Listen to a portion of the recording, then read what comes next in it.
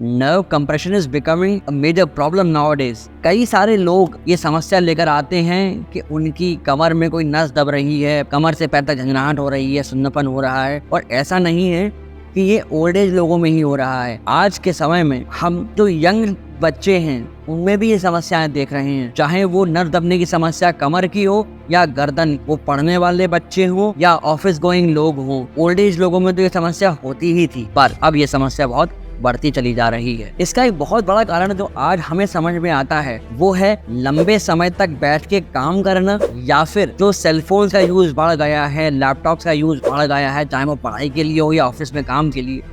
ये बहुत बड़ी समस्याएं निकल के आ रही हैं, उभर के आ रही हैं आजकल। फर्क इतना है कि कुछ लोग इन समस्याओं को समझकर जल्दी आते हैं ट्रीटमेंट के लिए और जल्दी स्वस्थ होकर चले जाते हैं। वहीं इसके विपरीत कुछ लोग अपनी समस्या को बढ़ने देते हैं और इतना बढ़ जाती है कि जो उन्हें झंझनाहट या सुन्नपन था वह परमानेंट सा होने लगता है। एग्जाम्पल के तौर पर कुछ पेरेंट्स अपने बच्चों को लेकर आते हैं कि इन्हें समस्या हो रही है, बहुत अच्छे समय पर जल्दी आ जाते हैं तो अच्छा क्योर भी हो जाते हैं ऐसे पेशेंट्स। वहीं कुछ एजेड लोग या मिडिल एज या ओल्डर एज के लोग हैं, वो अपनी समस्या को बढ़ने देते हैं। कभी मूव लगा लिया, कभी कोई और कोई जेल लगा लिया, कोई मेडिसिन खा ली या रेस्ट कर लिया, सिकाई कर ली, थोड़ा बहुत आराम आ गया, फिर से काम करने लगे। ये बहुत ही गलत अप्रोच है।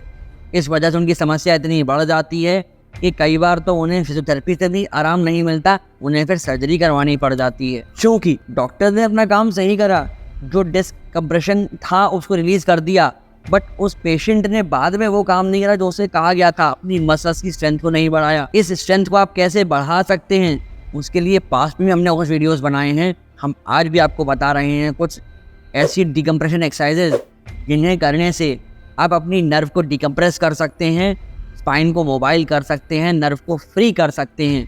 इसलिए इस वीडियो के अंत तक अवश्य बने रहिएगा, ये वीडियो आपके बहुत काम का होने वाला है। इस चैनल पर नए होने के नाते इसे अभी सब्सक्राइब कर लीजिएगा। मैं हूं आपका फिजियोथेरेपिस्ट डॉक्टर अभिनव चतुर्वेदी, रूपरानी हेल्थ केयर जागरा से।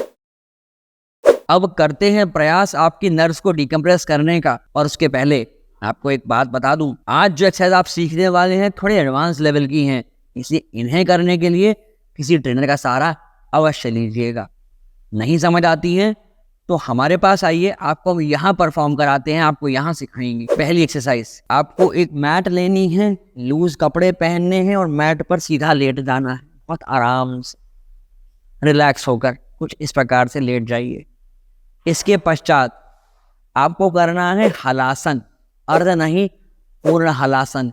किस प्रकार से होगा, सांस को लेते हुए धीमे धीमे अपने पैरों को ऊपर लेकर जाइए। अब सांस को निकालते हुए अपनी बॉडी को पीछे की तरफ ट्विस्ट कीजिए, पैर पीछे जाएंगे धीमे से और इस पोस्चर को होल्ड करिए।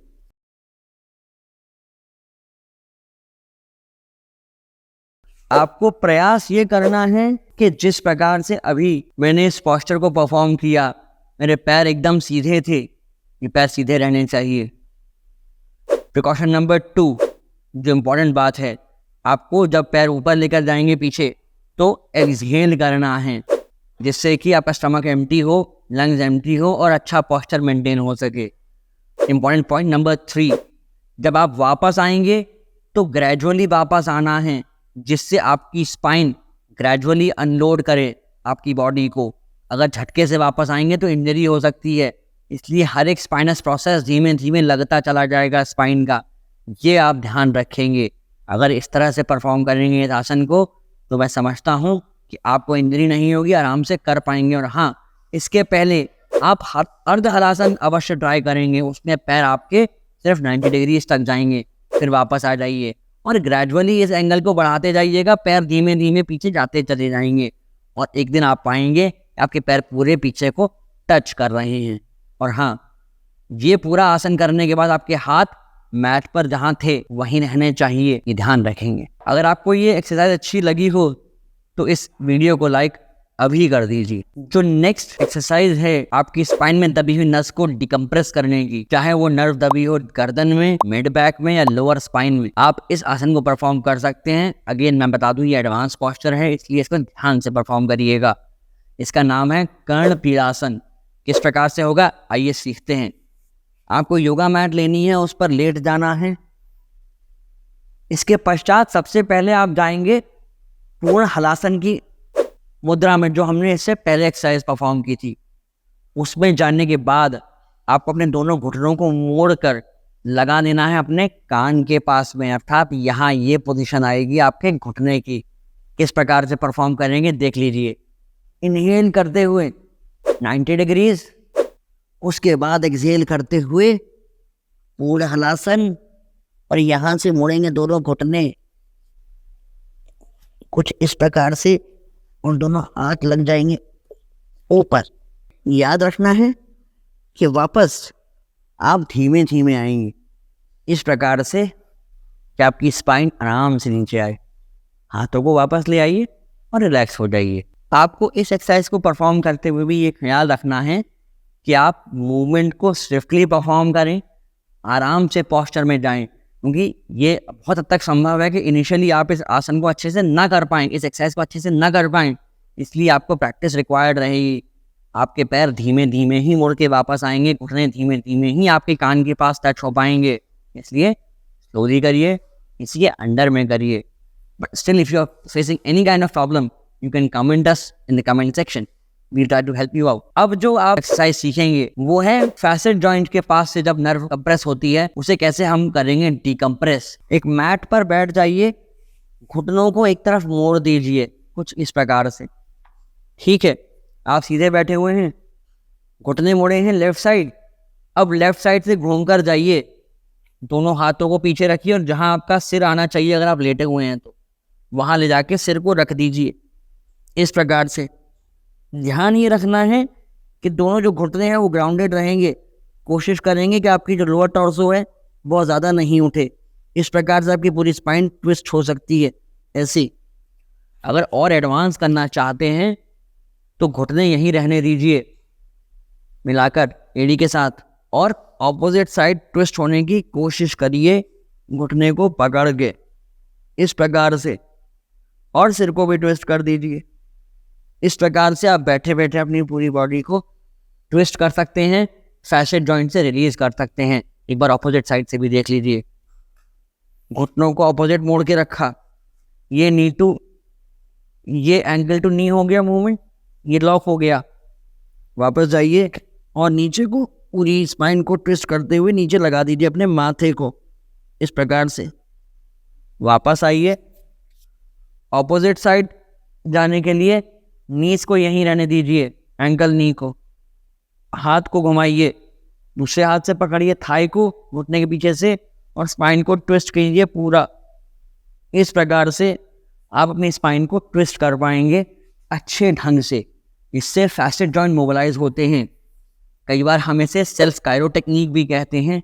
इससे आप अपनी स्पाइन को रिलीज कर सकते हैं, नर्व को डिकम्प्रेस कर सकते हैं। अगर आपको फिर भी कोई समस्या लग रही है कि कैसे हम परफॉर्म करें, आप हमारे यहाँ आ सकते हैं या नीचे दिए गए नंबर्स पे हमें संपर्क करके अपनी इस परेशानी को पूछ सकते हैं। हम प्रयास करेंगे आपको इसका उचित हल प्रदान करने का। निश्चित तौर पर आपने नर्व को डिकम्प्रेस तो करना सीख लिया, पर ये नर्व कंप्रेस होती क्यों है, कभी इस बारे में विचार किया है? एक रीजन आपको मैं बताता हूँ। ये होता है आपके गलत पोस्चर की वजह से।